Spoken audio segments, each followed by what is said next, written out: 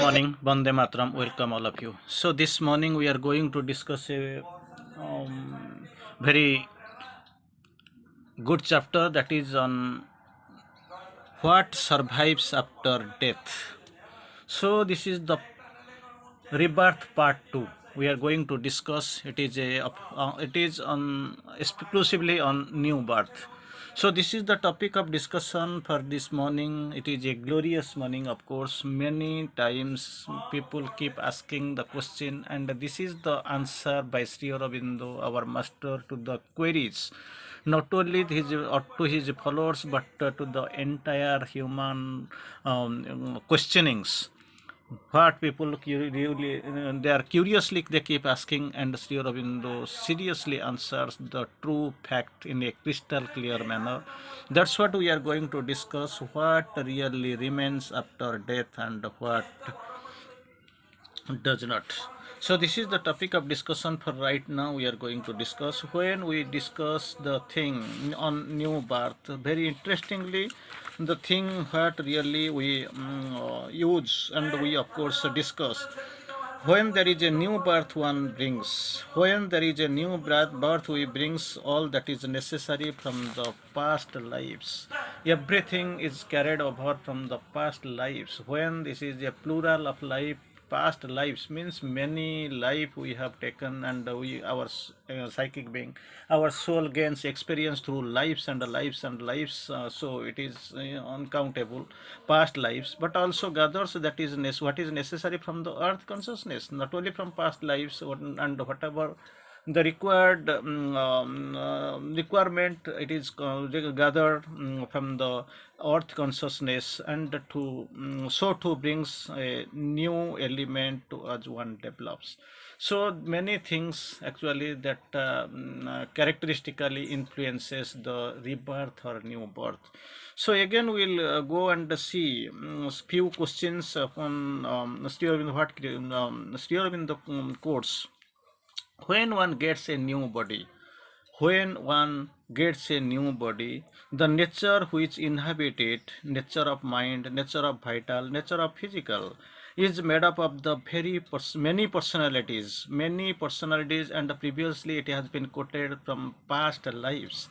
And no one simply personality, as is supposed, altogether one central being, that is very much clear, one central being that capitalizes and that arranges everything, that everything carried over, being carried over by the central being.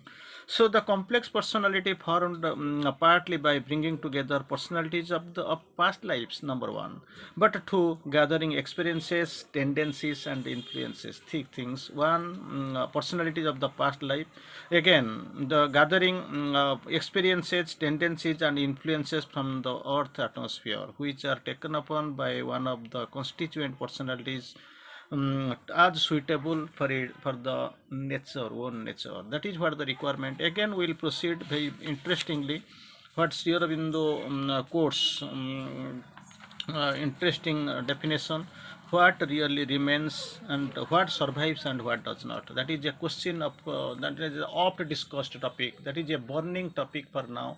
Almost who people who are in the process of sadhana, or who are in queries for the death after life or rebirth, they are almost madly they ask, they want to, they are having their queries. It's actually numerous. So to their queries and their anxieties, the master answers in the following way: nothing is the nature is carried over. Nothing in the nature is carried over to the next incarnation or next body, except the essence of the past experience and energy. Only the past experience and energy, as we know, soul comes to gather experience, and with which it can progress and develop. So nothing is carried over to the in the next incarnation or next body, except a sense of the past experience and energies, as much as it is necessary for the new life.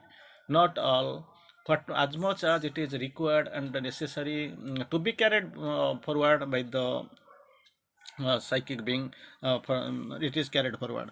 So the rest is held reserve. So many experiences are gathered in the past life, but thing is that whatever is most significantly required, that is being carried over to the next life, but others are held reserve. But things are held in reserve, cannot be brought forward in a new form, and of course can be, sorry, but the things that are held in reserve, something is carried and something is kept in reserve. These things, these experiences, what is kept in the reserve, can be brought forward to a new form and a new under the new condition. That is what the requirement. It is kept upon held. Again, Sri Aurobindo quotes, it is all the centered consciously. If all is centered consciously around the psychic, that is the prime factor, because things, no mind, no vital, no physical, nothing has the authority to participate and to, of course, authenticate the future birth, the rebirth. Only things which is actually that central being is there.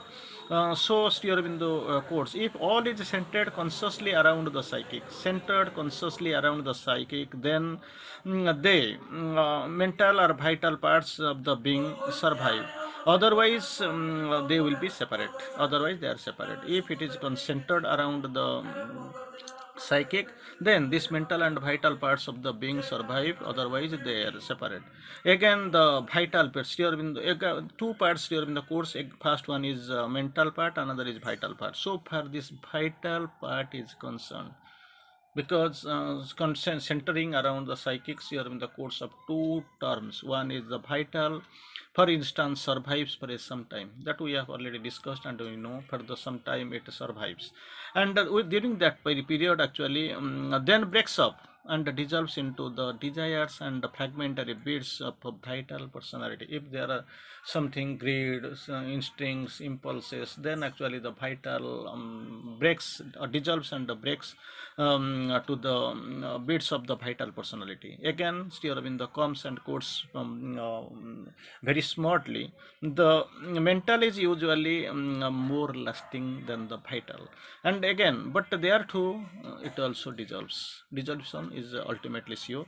So it all depends upon the present, how far he has developed his mind or vital or centered them around the with the psychic. That is what the criteria, that is what the requirement, that is what the problem with all. So these the things here in the course. If everything is centered around the psychic, then it is a fine term. It is very fine. They survive. Still in the course of the vital and mental, vital survives for some time, then in everything dissolves or breaks up. Otherwise they separate. Again the vital survives up for a time, then breaks up and dissolves into the desires and fragmentary bits of the vital personality. About the mental parts here in the course, usually more lasting, then too it also dissolves. It all depends upon the person, how far he has developed his mind or vital or concentrated it with the psychic. That is what the requirement. Again, if one had a strong spiritual development, that is what the criteria. If one has a strong spiritual development, not only the development, spiritual development and strong spiritual development, that makes easier to retain the developed mental or vital after death. That is what the criteria. If it is developed, if conscious, if spiritually developed, then actually it is a very good condition for the developed mental or vital after death. But it is not absolutely necessary that the person should have been a bhakta or a jnani. Necessarily it is not at all required. Even ordinary people who are conscious and developed, they have also succeeded in their endeavor. One, like Sri Aurobindo quotes of three people, like initially in one side Sri Aurobindo has quoted Shelley and Plato, the great philosopher and the great poet. Shelley, the poet, writer, and Plato, the philosopher. So what they have, what about Sri Aurobindo, about Shelley and Plato? They have developed a mental being centered around the psychic, mental being centered around the psychic, and also same also the vital being. So mental and vital both are centered around the psychic, so they are developed with respect to mental and vital. But coming to the picture, next example, Sri Aurobindo quotes on Napoleon. He had a strong vital, but problem was that not organized around the psychic being. That is what the luminous criteria, any problem was with them. So again, Sri Aurobindo tries to explain that past life, the certain forces from past life or lives, not only one life, lives also stick to person in the present life. Is to stick, it is glued. The life it is to. That is to say that in some past personality which are the part of the strongly carried over to the present life. From the past, many things which are required and of course carried over to the present life. Here in the course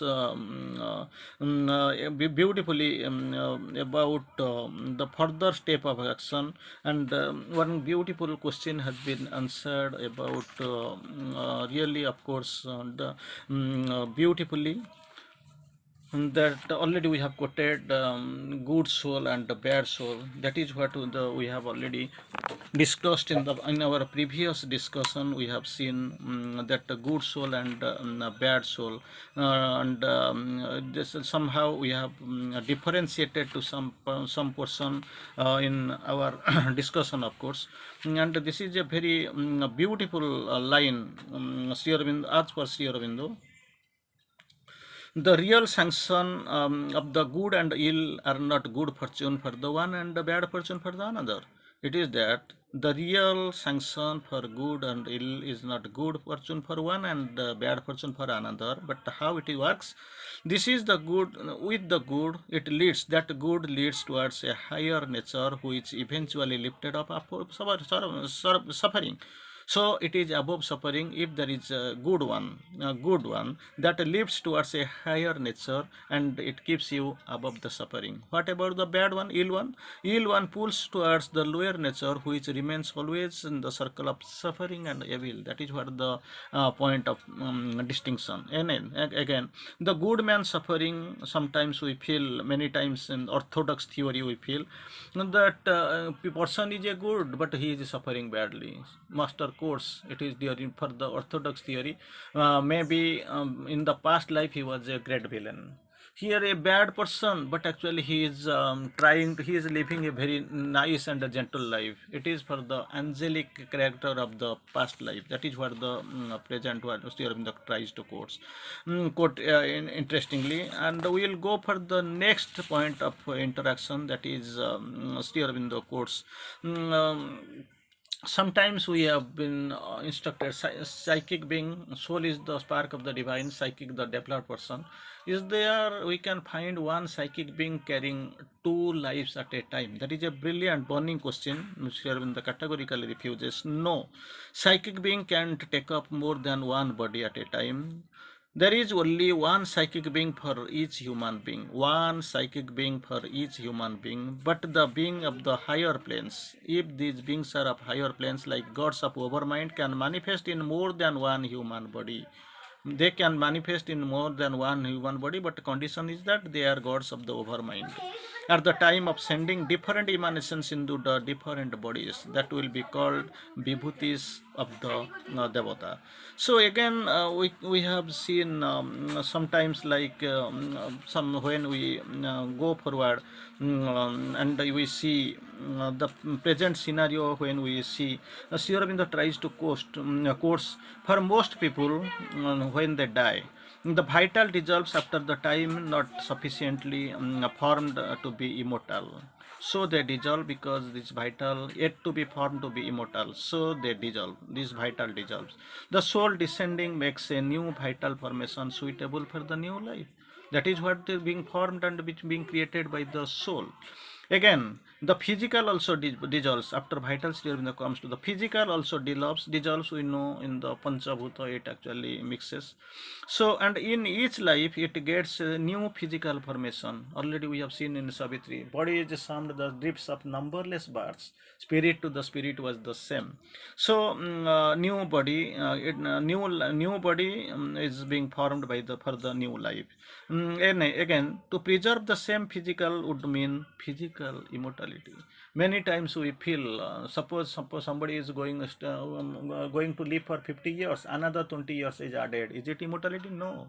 Lifespan is simply expanded, but it is not immortality. But sometimes we can find in Goa there is a big church, and of course we have seen that mummy. It has been preserved for 700, 800 years. That is not called immortal. That is a dead body. So preserve. To preserve the same physical would mean physical immortality. Against your in the course, what remains and what degree it depends upon the development in each case, how much things are developed. Of course, the centers themselves remain, for they are subtle body, and from there they act on the corresponding physical centers. Again, the subconscient, one question was put about the subconscient, that is master course. It is the instrument of the physical life and disappears after death. This too is incoherent and to be organized in enduring existence. So the thing is that only thing that is to stay, that is psychic being, it is immortal soul. Immortal takes birth after birth, and of course others, unless otherwise they are preserved, they are prepared, and unless otherwise they are developed, almost they go. And of course we are leading for the another space and another time when this preparation will be vivid and rigorous. So there will be there, but one thing for the time being we can remember, that is immortal, that is psychic being which stays and lasts in the psychic plane and prepares the further formation for the rebirth. Thank you. Vande Mataram.